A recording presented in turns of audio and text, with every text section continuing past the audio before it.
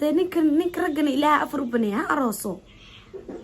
هبين كذا الله إيمانها هبين كذا لي إيمانها وحبينها وحبين معها فهمت وإحنا ما بنسكندر سنبو المها اللي بدينه يا أنت سلوى فهمت يمكن نعبو أراسي فدي متشرو جيم ماك شيء ليسن جيم ماك شيء تن جيم كجلاي جيم كلام كجري جهاد كل جهاد هاي سيفتي سيدنا علي أبناك إيطالي محمد تعذر وجيل هاي ولي جوكيل هاي وجوك لي غسل هاي أبيس أورون فهمت هدي أبيس فضاد وقاضي فضاد مدي كركاس أكستر فضاد لين دي كرا أو ناقور سدي ناقا لين قور سدي ناق أيا لين قور سدي لكن أذي اللي بحايو أذا قذالك إمادة نايام فهمي سا أذا قذالك إمادة أذي اللي بحايو فهمت يا ولي جذا يجري قذالك قار قوب تدمية ما أنا كل تجين عني عبد الفتح عيار تسمع كل تجينه يا هذه اللي بحايو أنا بمكن شيء وشيء وين يوتيوب واي أنت اللي كوصف دي سنة ما فهمتنا يا يري ها نين كذا الله وقلي ما هو كشاشو ما كو أخلص مشي كري يا بلون واي قاعد أدلي بحس أنا بحاني قول لي قناع من وين تا قول لي ذا قناع ما فهمتين إمين wanaagsan daawadayaal soo dhawaada markan waxaan idiin haynaa muuqaal cusub oo ka duwan muuqaaladii hore Shaadi Sharaf oo shaacisay in saaxiibkeed Cabdi Fitaax Yare oo la guursaday maxay tahay sababta ay xilligan warkan u soo shaacisay intaas iyo in ka badan ayaan idiin soo gudbin doonaa saaxiibayaal balse marka hore waxa idinka codsanaynaa in muuqaalkan aad follow dhaadaan siina share gareysaan idinkoo leegdaya si muuqaalku u gaaro saaxiibo badan haddii aad nagala socoto dhinaceena YouTube-na waxaan kugu xushmeynaynaa in janaalka subscribe aad dhahato oo gambaleelka aad furato si ay kugu soo dhacaan si lamid ah muuqaalada aan halkan ku baahino waa hagaag mudooyinkii ugu dambeeyay Shaadi Sharaf waxaa dul hoganayay shakiyo waaweyn oo la xiriira kadib markii laga garab waayay saaxiibkeed Cabdi Fitaax Yare warar ayaa soo dhaxgalay baraha bulshada oo sheegay inay kala tageen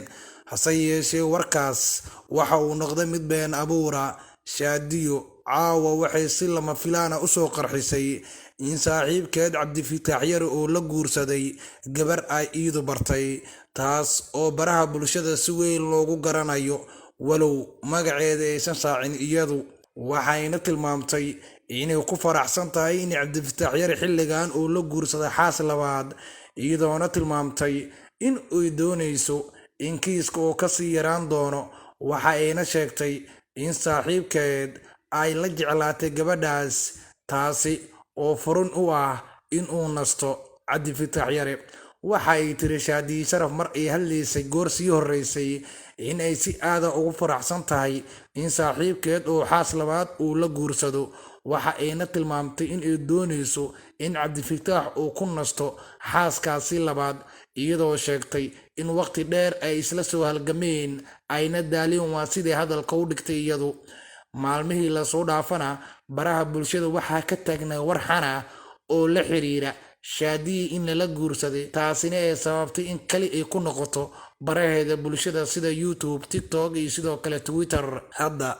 ayay shaacisay in saaxiibkeed xaas labaad uu la guursaday caawo Jimcaha warkan xilligan waxa ku soo beegay iyo sidoo kaleeto sababta ka dambaysa ayaan halkan ku faaqideynaa saaxiibayaal Shaadi oo mudooyinkii ugu dambeysay laga shakisanaa in saaxiibkeed meel kale oo ka baxay iyo sidoo kale inay kala tageen ayaa hal maada cadaatay waxa ay si rasmi ah u shaacisay in iida iyo Cabdi Fitaax Yare aysan kala tagin hase yeeshee ay jirto in xaas labaad la guursaday maalmihii la soo dhaafay waxa ay tilmaamtay in buuq ay ku jirtay taas oo la xiriirta arrimo iska dumar hase yeeshee warkan caawa Shaadi ka soo qarxay ee ah in ay ku faraxsan tahay in iida Cabdi Fitaax uu la guursaday xaas kale ayaa noqonaysa mid dhiirigelin u noqon doonta dumarka kale ee diidan in saaxiibkood uu la guursado naag kale xaasas badan ayaa caawa wixii ka dambeeya raggooda u fasixi doona in naaga kale ay guursadaan hase yeeshee dhaqanka suuban iyo diinta islaamka waxa ay qabtaa in ninka ragga afar naag uu guursan karo haddii uu awoodo shaadiisa caawa waxay waddo u noqonaysaa, waxa ay tusaale u noqonaysaa, waxa ay hormuud u noqonaysaa naagaha caadaystay kelinimada.